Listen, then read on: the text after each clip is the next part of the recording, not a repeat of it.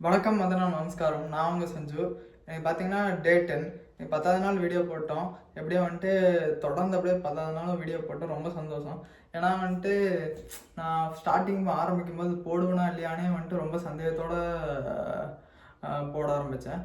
பட்டு அப்புறம் கடைசியில் வந்துட்டு ஒரு நம்பிக்கை வந்துச்சு. கண்டிப்பாக இதை ஆரம்பிக்கிறோம், கண்டிப்பாக வந்துட்டு ஒன்று எடுத்தால் முடிக்கணுங்கிற ஒரு மனசுக்குள்ளே தோணிகிட்டே இருந்துச்சு. அதே மாதிரி பண்ணிகிட்ருக்கேன். அதே மாதிரி இன்னைக்கு 10th டேங்கிறது 120 டேஸ் வரைக்கும் கண்டிப்பாக இந்த இதை கொண்டுட்டு போவேன். யார் வந்துட்டு பார்க்குறாங்களோ இல்லையோ, நமக்கு வியூஸ் வருதோ இல்லை சப்ஸ்கிரைபர்ஸ் வருதோ எதுவுமே கணக்கில்லை. நம்மளை பொறுத்த வரைக்கும் 120 நாள் கன்சிஸ்டன்சியாக வந்துட்டு நம்ம லைஃப் இம்ப்ரூவ் பண்ணுறோமா, நம்ம சேஞ்ச் பண்ணுறோமா, அதுதான் முக்கியம். இது ஜஸ்ட் ஒரு டாக்குமெண்ட்ரி மாதிரின்னு வச்சுக்கோங்களேன். நான் பண்ணுற ஆக்டிவிட்டீஸ், நான் பண்ணுற சின்ன சின்ன விஷயங்கள் எல்லாத்தையுமே கொஞ்சம் கொஞ்சம் வந்துட்டு நானே இம்ப்ரூவ் பண்ணிட்டு வந்துட்டுருக்கேன். சின்ன சின்ன ப்ரோக்ரஸ்ஸு இந்த வீடியோ போடுறதுக்கு ஆரம்பித்ததுக்கப்புறம் தான் ஃபஸ்ட்டெல்லாம் வந்துட்டு ஒரு மாதிரி பண்ணிகிட்ருப்பேன். பண்ணிகிட்ருந்தா சொன்னால் ஒரு மீடியோக்கர்னா சொல்கிறேன், ஒரு விஷயத்த ஒழுங்காக பண்ணாமல் அந்த மாதிரி. இப்போல்லாம் முக்கால்வாசி ஒரு விஷயத்த எடுத்துகிட்டா 1 மணி நேரம் கன்சிஸ்டன்சியாக ஒரு வேலை செய்யணும்னா அது என்ன தான் லைட்டாக டிஸ்ட்ராக்ட் ஆனாலும் அந்த 1 மணி நேரத்துக்குள்ளே அந்த வேலையை மட்டும்தான் பார்த்துருக்கேன். வேறு எதுவும் இதுக்கு போகிறதில்ல. மொபைல் கூட இருக்கிறது இன்ஸ்டா யூசேஜ் பார்த்தீங்கன்னா கிட்டத்தட்ட 2 நிமிஷம், 3 நிமிஷம், 4 நிமிஷம். ஆவரேஜ் டைமே பார்த்தீங்கன்னா கிட்டத்தட்ட 5 நிமிஷம் தான் இருக்குது. அந்தளவுக்கு கம்மியாக யூஸ் பண்ணிகிட்டு இருந்திருக்கோம். ஜஸ்ட்டு வந்துட்டு இந்த வீடியோ வச்சு இந்த சப்ஸ்கிரைபர் வியூஸ் போகலன்னா கூட பட் நம்ம இந்த ப்ரோவர்ஸுங்கிறது நல்லா இருக்குது. நம்மளோட லைஃப் சேஞ்ச் ஆகுது எனக்கே தெரியுது. எல்லா இதுவும் வந்துட்டு எல்லா சைடும் ப்ரெசண்ட்டாக இருக்கேன். முக்கால்வாசி வந்துட்டு ஒரு காலைல எழுந்திரிச்சோன்னா ஒரு வேகமாக எழுப்பிடுது. இப்போல்லாம் வந்துட்டு ஃபஸ்ட்லாம் 6 மணிக்கு அலாரம் வச்சா ஒரு மாதிரி படுத்து தூங்கிட்டு இருப்பேன். இப்போல்லாம் வந்துட்டு 5:30க்கே எந்திரிச்சிட்றேன். எப்படா வெடியன்ட்டு இருக்கு. எந்திரிச்சோடனே வந்துட்டு ஒரு பாசிட்டிவாக இருக்குது. எப்படா அந்த நாளெல்லாம் சின்ன சின்ன விஷயம் பண்ணுவேன், அடுத்த வீடியோ போடுவேன், அடுத்து இது பண்ணுறேன். ஏன்னா நான் ஒரு ரோட்டீன் மாதிரி செட் பண்ணியிருக்கேன். நான் ரோட்டீன் பார்த்தீங்கன்னா காலையில் ஜிம்முக்கு போவேன். இங்கேருந்து 6 o'clock கிளம்பிடுவேன். அங்கே 9:30 வரைக்கும் ஜிம்மை நான் தான் ஃபுல்லாக பார்த்துப்பேன். 9:30 வரைக்கும் பார்த்துட்டு திருப்பி வீட்டுக்கு வந்துட்டு டயட்டுக்கான ஃபுட்டெல்லாம் சாப்பிட்டு 1 hour ரீடிங் சாப்பிட்டு முடிச்சதுக்கப்புறம் 1 hour ஃபுல்லாக ரீட் பண்ணுவேன். ரீட் பண்ணி முடிச்சதுக்கப்புறம் வந்துட்டு இந்த செல்ஃப் எஜுகேஷன் சம்மந்தப்பட்டமான ஒரு வீடியோ இருக்கும். அந்த ஜிம் ரோகன் சொல்லிட்டு அவரோட கோச். அவர் வந்துட்டு ஒரு சக்ஸஸ்ஃபுல்லான என்டர்பிரனர், அதாவது மோட்டிவேஷ்னல் ஸ்பீச்சர். அவரோட வீடியோஸ் எல்லாம் வந்துட்டு நான் பார்த்துருப்பேன். அவரோட வீடியோஸ் பார்த்து முடிச்சதுக்கப்புறமே வந்துட்டு ஆர்ட் ஸ்டார்ட் பண்ண ஆரம்பிச்சிருவேன். ஆர்ட் ஸ்டார்ட் பண்ணி கிட்டத்தட்ட வந்துட்டு அதுவே ஒரு 1.5 மணி நேரம் கிட்ட பண்ணிகிட்டு இருப்பேன். அப்படியே ஒரு 1.5 மணி நேரம் பண்ண ஆரம்பிச்சு கரெக்டாக 12 மணிக்கு ஆரம்பிப்பேன். 1:30 வரைக்கும் பண்ணுவேன். கரெக்டாக 1.5 மணி நேரம் கணக்கு. அந்த 1:30க்கு டைம் முடிஞ்சதுக்கப்புறம் வேறு என்ன பண்ணுவேன்னா, வேறு வந்துட்டு அந்த திருப்பி சாப்பிட போயிடுவேன். சாப்பிட போயிட்டு சாப்பிட்டு வந்தோடனே வந்துட்டு இன்னொரு ஹம்சான்னு சொல்லிட்டு ஒரு யூடியூபர் இருப்பார். அவர் செல்ஃப் இம்ப்ரூவ்மெண்ட் பற்றி போடுவார். அவரோட வீடியோஸும் வந்துட்டு கொஞ்சம் கொஞ்சமாக பார்த்துருப்பேன். ஏன்னா வந்துட்டு நம்ம என்ன தான் வந்துட்டு பண்ணிட்டு இருந்தாலும் நமக்கு ஒரு இன்ஸ்பிரேஷன் வேணும். ஒருத்தங்க கைடு இருந்தால் வந்துட்டு கொஞ்சம் ஈஸியாக இருக்கும். நம்ம ஜஸ்ட்டு வந்துட்டு நேரில் மென்டோர் இப்போதைக்கு கிடைக்கலனாலும் ஆன்லைனில் ஒரு மென்டரை சூஸ் பண்ணி அவங்கள ஃபாலோ பண்ணுறது பெட்ரு. ஏன்னா நம்ம பண்ணுற சின்ன சின்ன மிஸ்டேக்ஸ் என்ன இது வேணும்னு சொல்லிட்டு நம்மளே பார்த்து தெரிஞ்சுக்கலாம். நம்மளால கொஞ்சம் கொஞ்சம் மிஸ்டேக் தெரிஞ்சுக்கிட்டா வச்சுக்கோங்க, அவங்க பண்ணுற மிஸ்டேக்கெல்லாம் தெரிஞ்சுட்டு அந்த மிஸ்டேக்கெல்லாம் நம்ம அவாய்ட் பண்ண ஆரம்பிப்போம். கொஞ்சம் நமக்கும் வந்துட்டு எல்லாமே நல்லா போகும். அதுக்காக வீடியோ பார்ப்பேன். அந்த ஹம்சா வீடியோ முடிச்சதுக்கப்புறமே வந்துட்டு பார்த்தீங்கன்னா ஜேர்னல் எழுத ஆரம்பிப்பேன். ஜேர்னல் வந்துட்டு என்னென்ன பண்ணணும், என்னென்ன பண்ணக்கூடாது, இந்த விஷயம் வந்துட்டு இம்ப்ரூவ் பண்ணுங்கிறது. அந்த பார்த்தீங்கன்னா எனக்கு ஆற்றல் நிஜமாலுமே என்னால் பண்ணவே முடியல. ஒரு மாதிரி டிஸ்ட்ராக்டடாக ஃபீல் ஆச்சு. போய் பார்த்தாலே வந்துட்டு தூக்கம் வந்துச்சு, தலைவலி வருது, என்னென்னமோ ஆகுது. கிட்டத்தட்ட வந்துட்டு அந்த 1.5 மணி நேரத்துக்குள்ளே என் வாழ்க்கையில் ரொம்ப ஒரு வெறுப்பான டைம் மாதிரி இருந்துச்சு உண்மையை சொல்ல போனால். ஏன்னா அந்த தொடர்ந்து இதனா திரும்பி திரும்பி பண்ணிட்டு இருக்குன்னா ஒரு மாதிரி அந்த ஒரு இது மட்டும் ஆர்ட் மட்டும்.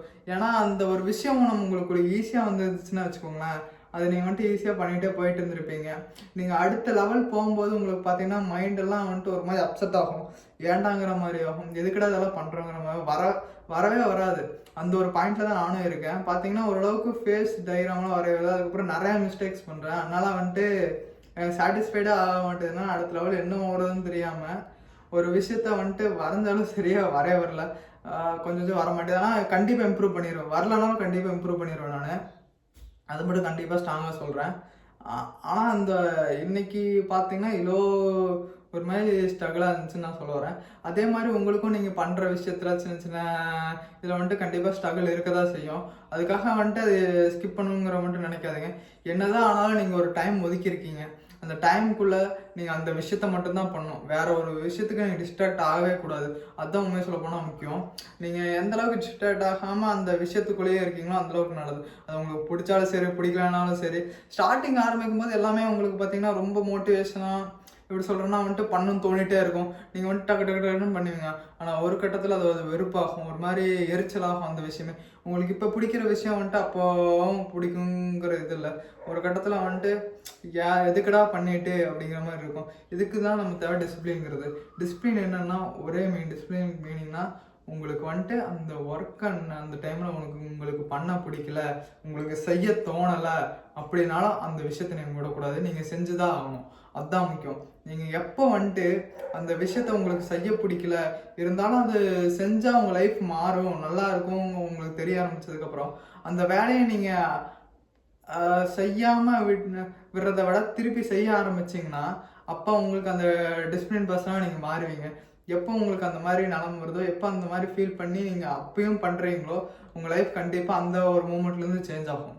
எனக்கும் வந்துட்டு ஸ்டார்டிங் வந்துட்டு அப்படியே ஜிம்லலாம் போகும்போது ஒரு கட்டத்தில் ஒரு ஒரு ஒரு 1.5 மாதத்துக்கு அப்புறம் பார்த்தீங்கன்னா வந்துட்டு எனக்கு அப்போ ஓரளவுக்கு நல்லா வெயிட் நான் கொஞ்சம் அதிகமாக இருந்தேன். அப்புறம் குறைச்சேன். குறைக்கும் போது அந்த 1.5 மாதத்துக்கு அப்புறம் ஒரு மாதிரி ஸ்ட்ரகிளாக இருந்துச்சு. 3/4 குறைஞ்சிச்சு. அந்த கொஞ்சம் ஃபேட்டு மட்டும் குறையாமல் இருந்துச்சு. ஒரு மாதிரி என்னடா எல்லாமே பிளாட்டோவாக போயிட்டு இருந்துச்சு. அந்த டைமில் வந்துட்டு நான் ஒரு 2 நாள் லீவ் போட்டேன், 3 நாள் லீவ் போட்டேன். ஒரு மாதிரி வந்துட்டு இதாக இருந்துச்சு, என்னடா குறையவே மாட்டேங்குது. அப்படி ஆகாமல் திருப்பி நான் மறுபடியும் போக ஆரம்பித்தது ஒரே காரணத்தினால தான் வந்துட்டு ஓரளவுக்காச்சு. நான் அப்போ மாதிரியே வந்துட்டு ஒபீஸாக இருந்திருப்பேன். என்ன சொல்ல வரோன்னா, நீங்கள் வந்துட்டு அந்த மாதிரி உங்களுக்கும் ஒரு நிலமை வரும், ஒரு சூழ்நிலை அந்த மாதிரி வரும். எல்லாத்தோட லைஃப்லேயும் அந்த மாதிரி ஒரு சூழ்நிலை வரும். அந்த ஒரு சூழ்நிலையும் வந்துட்டு ஒரு கட்டத்தில் நின்று அப்போ நீங்கள் யோசிக்கணும். இந்த டைம் இது நீங்கள் வந்துட்டு பிளாட்டோவாக போகுது. பிளாட்டோவாக போனாலும் இதையும் தாண்டி எப்படி கொஞ்சம் கொஞ்சம் நல்லா கான்சென்ட்ரேட் பண்ண முடியும் அப்படிங்கிறத நீங்கள் பார்க்கணும். உண்மையை சொல்ல போனால் வந்துட்டு நீங்கள் இதிலலாம் எக்ஸாம்ஸ்லாம் வந்துட்டு ஒரு 90 மார்க் எடுக்கிறது ஈஸி. ஆனால் 91, 92 எடுக்கிறத கஷ்டம். நீங்கள் வந்துட்டு 90 மார்க் ஈஸியாக அப்படி அப்படியே படித்து எடுத்துடலாம் எல்லாத்து இதுலேயும். ஆனால் அந்த பேலன்ஸ் 10 மார்க்குங்கிறத நீங்கள் ரொம்ப எக்ஸலண்ட்டாக இருக்கணும், ரொம்ப இதெல்லாம் பண்ணணும். அதே தான் நமக்கும். நீங்கள் ஒரு விஷயத்த வந்துட்டு போயிட்டு கடைசியில் ஒரு கட்டத்தை ரீச் ஆகிறதுக்கு முன்னாடி உங்களுக்கு ஒரு நடுவில் ஒரு ஸ்டெப் பேக் இருக்க தான் செய்யும். அது எதுவும் பண்ண முடியாது. அதையும் தாண்டி நீங்கள் எப்படி முன்னேறுறீங்கிறது தான் வந்துட்டு உங்களோட டிசிப்ளின் இருக்குது. அதுக்கு நீங்கள் வந்துட்டு கொஞ்சம் கொஞ்சமாக சின்ன சின்ன விஷயங்களாக ப்ராக்டிஸ் பண்ணிகிட்டே இருக்கணும். சின்ன சின்ன இது பார்த்தீங்கன்னா ஸ்மால் வின்ஸ் எடுத்தோன்னா பார்த்தீங்கன்னா ஒரு 10 நாள் வந்துட்டு மெடிடேட் பண்ணுறது. பார்த்தீங்கன்னா ஒரு 10 நாள் மெடிடேட் பண்ணுறது ஒரு 1/4 மணி நேரம் இல்லை 10 நிமிஷம்லாம் கிடையாது. வெறும் 2 நிமிஷம் 1 நிமிஷம் ஜஸ்ட். அதனால் உங்களுக்கு கெயின்ஸ் வராமல் இருக்கலாம், அதனால் உங்களுக்கு பிரயோஜனம் இல்லாமல் போகலாம். அதெல்லாம் பிரச்சனையே இல்லை. அது என்னன்னா வந்துட்டு டெய்லி 1 நிமிஷம் அந்த கன்சிஸ்டன்சிங்கிறது உங்களுக்கு கொஞ்சம் கொஞ்சமாக இம்ப்ரூவ் ஆகிட்டு வரும். அது மாதிரி டிசிப்ளின்ங்கிறது உங்களுக்கு இம்ப்ரூவ் ஆகிட்டு வரும். நீங்கள் எதுவுமே பண்ணாமல் இருக்கிறதுக்கு இந்த 1 நிமிஷம் பண்ணுறது பெட்டர் தான் என்னை பொறுத்தளவுக்கு. அது மாதிரி கெயின்ஸ் வராது ப்ரோ, ஐயோ அதெல்லாம் வேண்டாம், ஒன்றும் வேஸ்ட் அப்படிம்பீங்க.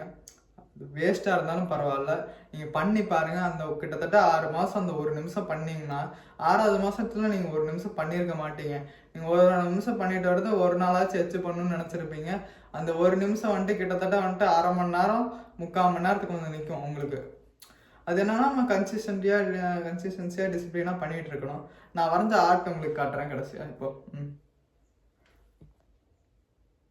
உங்களுக்கு இதெல்லாம் காமிச்சிருப்பேன். எனக்கு அந்த ஐஸ் மட்டும் சரியாக வராமல் இருந்துச்சு. எனக்கு ஐஸ் தான் ப்ராக்டிஸ் பண்ணலான்னு பார்த்தேன். பட் ஆனால் அப்படியும் வந்துட்டு ட்ரை பண்ணி பார்க்கும்போது அந்தளவுக்கு வரையவே வரல. இருந்தாலும் ட்ரை பண்ணிகிட்டே இருக்கேன். கண்டிப்பாக வந்துடும் நம்புகிறேன். கண்டிப்பாக வந்துடும். சரி, அடுத்த வீடியோவில் பார்க்கலாம். அடுத்த வீடியோலேருந்து டயட்டு மற்ற விஷயங்கள் எல்லாமே வந்துட்டு உங்களுக்கு எக்ஸ்பிளைன் பண்ணி சொல்கிறேன். நான் எப்படி சாப்பிட்றேன், அப்புறம் வந்துட்டு நான் எந்த மாதிரி டயட் எடுத்துக்கிறேன் அதையும் வந்துட்டு உங்களுக்கு வீடியோ எடுத்து போடுறேன். இப்போது நான் என்ன ஒர்க் சூஸ் பண்ணுறேன் அதையும் வந்துட்டு உங்களுக்கு நாளையோட வீடியோவில் சொல்கிறேன். சரி, நாளைக்கு பார்க்கலாம். பாய்.